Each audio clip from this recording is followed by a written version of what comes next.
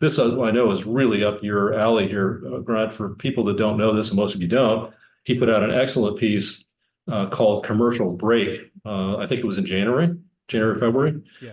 Yep. on what's happening with commercial real estate and to the commercial banks. And what you see is the commercial banks are loaded up on commercial real estate, and where it's really prevalent is with the smaller banks, the regional banks.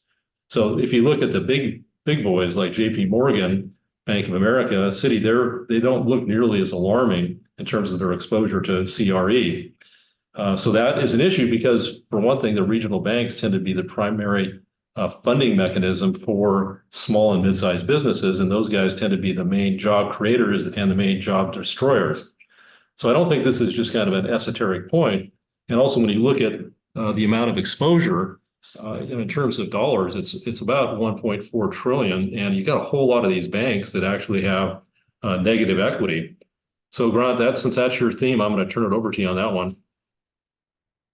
Yeah, I mean, you said it there, David. The ongoing bank run. I mean, we've seen this, and the strange. We all got a hint of this with Silicon Valley and Signature Bank, which is hard to believe it was a year ago, almost to the day, that those two went under.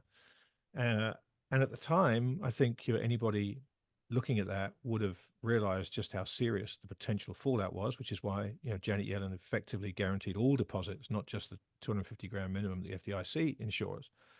Um, and of course, we saw the future there. We saw what happened when people were quickly taking their money out of the smaller banks and bundling it all into JP Morgan and Bank of America. The bigger banks are going to get bigger. There are a number of small, medium-sized banks whose exposure on their loan book to commercial real estate is 60% plus.